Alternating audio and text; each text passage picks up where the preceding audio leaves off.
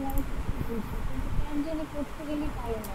এটা তো মনে বারবার, হচ্ছে এতটা বাজে এই অবস্থা। জন্যই বারবার তোমার ইভেন প্র্যাকটিস করতে ইভেন হবে। আমার ইন্টারেও আমার ফিজিক্সটা এত বাজে অবস্থা ছিল না, কিন্তু কি হয়েছে আল্লাহই ভালো জানে। হ্যাঁ, এখন ভালো করে একটু তোমাকে কী করতে হবে, প্র্যাকটিস করতে হবে, বুঝছো? বিকজ এইটা প্র্যাকটিসের উপর ডিপেন্ড করছে। ওই দিন তো সময় ছিল না ওটা মানবে। এখন তোমার, এখন তো সময় আছে, এখন নেক্সট পরীক্ষার আগে যে টাইম আছে ওই টাইমটা ভালো করে প্র্যাকটিস করতে। তাহলে এটা থার্মাল এনার্জি, ঠিক আছে না? জি। আচ্ছা, এই থার্মাল এনার্জি আমাদের হচ্ছে লাগবে। তাহলে থার্মাল এনার্জি এফ কেটা কীভাবে পাবো? ওই যে মিউ কে ইন্টু কি, আর আর এর ভ্যালু কত, এম জি, তাই না? এখানে তো আর অন্য কোনো অ্যাঙ্গেল ট্যাঙ্গেল আছে? কোনো অ্যাঙ্গেল নেই, বক্সটা এখানে নিচে নেমে গেছে মানে এখানে আছে, এভাবে আছে। তাহলে এখানে এম জি, তাহলে এটা কী হবে? ওই যে মিউকে 0.4 আছে, এম হচ্ছে 10 কেজি আর 9.8 হচ্ছে এটা। তাহলে এটা গুণ করলে তুমি কী পাবে? যে ই থার্মালটা পাবে না? এখন দেখো, এই সি পয়েন্টে আসতে আসতে তোমার কী কী কাজ হয়েছে? এই থার্মাল এনার্জি লাগছে, আর কি লাগছে? এই বি পয়েন্টের একটা ভেলোসিটি ছিল তার না, সেটা লাগছে, তাই না? এখন আমাকে বলো তো, এই যে এখানে যে থার্মাল এনার্জিটা ওটা অলওয়েজ কি বিপরীত দিকে কাজ করে না? জি। তাহলে এখন এই বি পয়েন্টে যা ভেলোসিটি ছিল সি পয়েন্টে তার থেকে কম হবে নাকি বেশি হবে?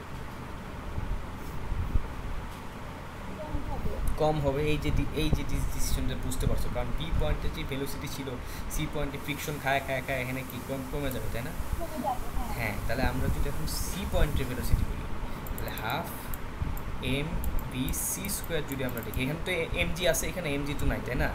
সেটা কি হবে? Half M V B square minus কী হবে? এই যে থার্মাল এনার্জি, এবার বুঝতে পারছো? আচ্ছা ভাই, আপনি কি করে বুঝলেন যে এখানে হচ্ছে এনজিআই? এম জি এইচ এখানে কীভাবে থাকবে? এখানে এটা গ্রাউন্ডে না?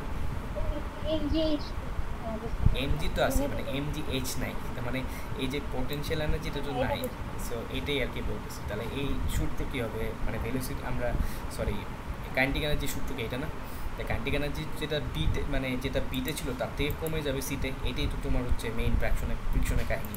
তাহলে এইখানে বিতে যেটা ছিল সেটা হচ্ছে হাফ ইন্টু 10 ইন্টু কত, ভি হচ্ছে 8.234 হোল স্কোয়ার। এটার থেকে মাইনাস করবে এই যে মাত্র যেটা পাইলাম 0.4 ইন্টু 10 ইন্টু 9.8।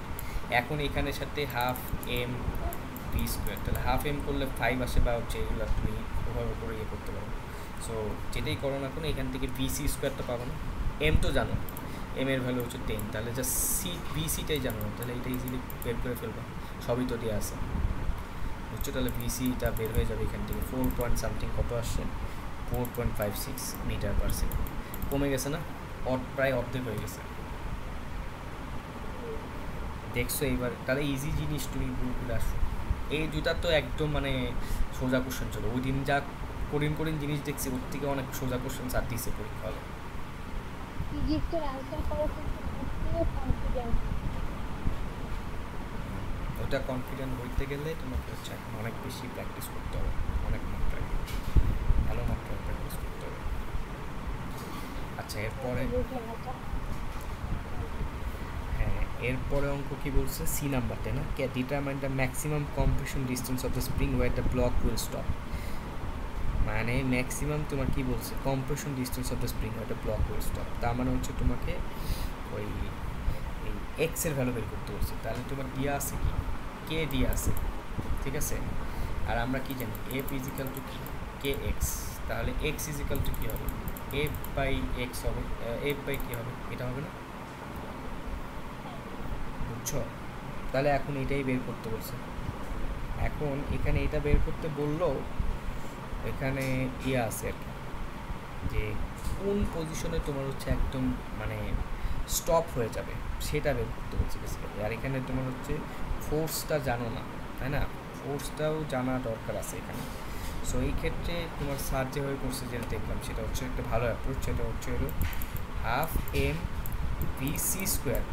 আচ্ছা আমাকে বলো তো, এই স্প্রিং, আচ্ছা এখানে বুঝেছি, হ্যাঁ, এই স্প্রিংটা তো এখানে, এই স্প্রিংয়ের আগে যে পয়েন্ট আছে এটা সি পয়েন্ট না? এই সি পয়েন্টের পরে কি আর কোনো ফ্রিকশন আছে? না।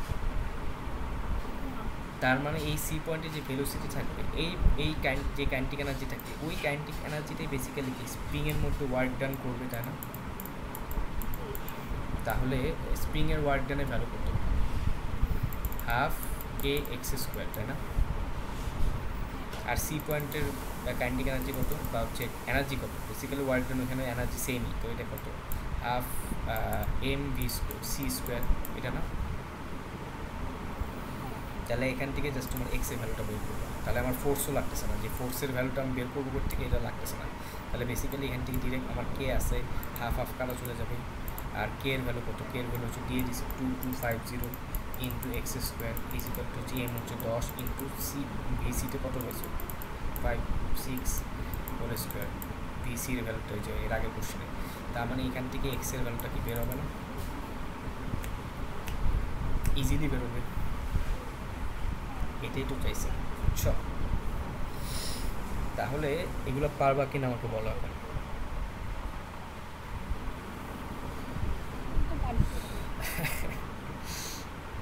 ইজি ছিল কিন্তু কোশ্চেন ইজি ছিল, সো আমি বুঝতেছি না আপনি কেন বলেন কোশ্চেন আসলে ইজি ছিল।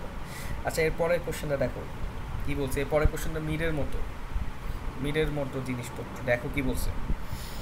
A 2 kg box with a mass of atoms pushing by a string of force 40 Newton along a frictionless inclined surface. Frictionless বলে রয়েছে দেখছো।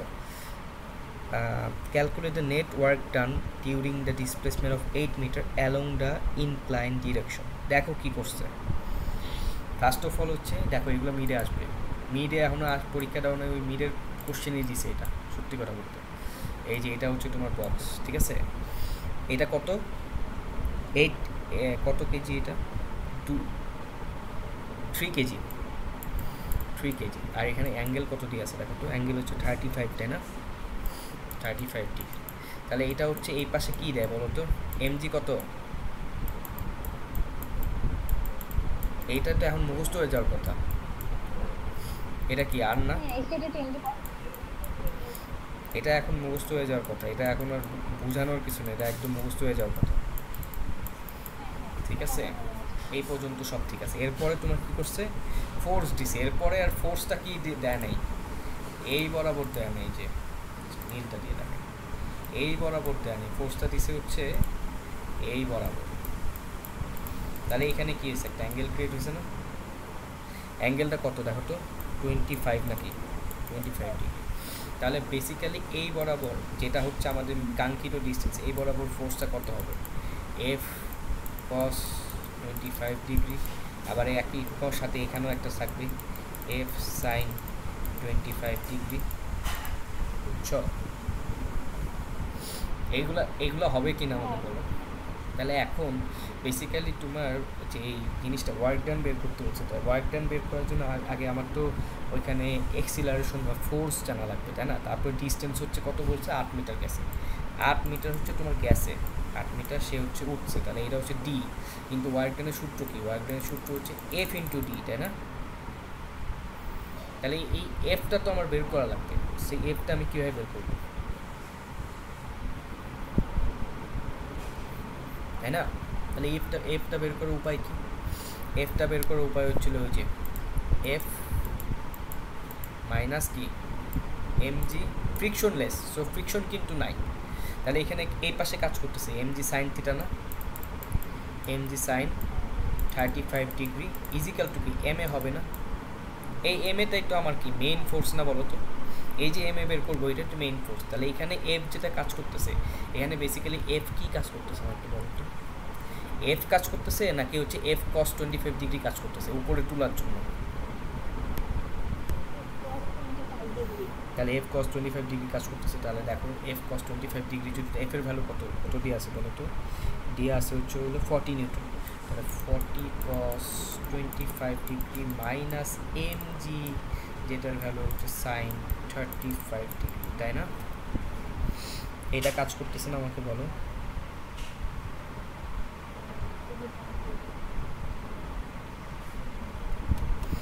বুঝছো,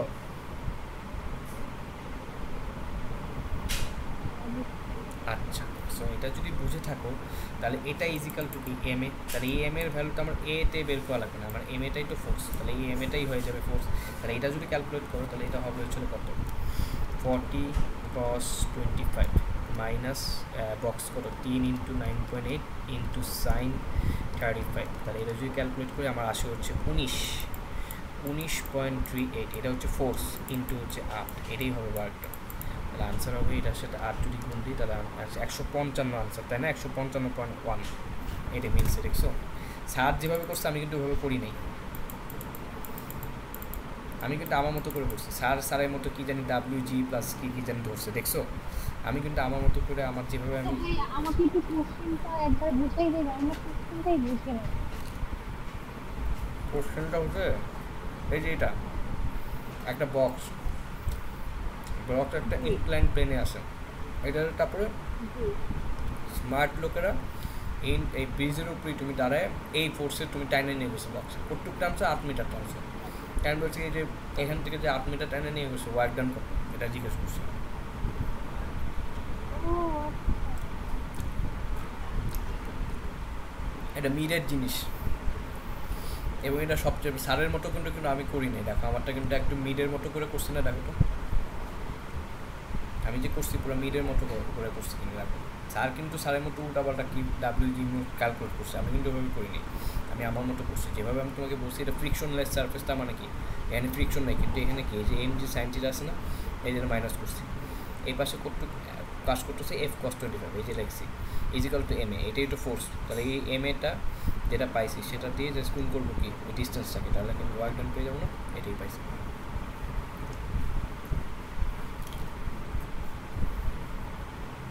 বুঝছো?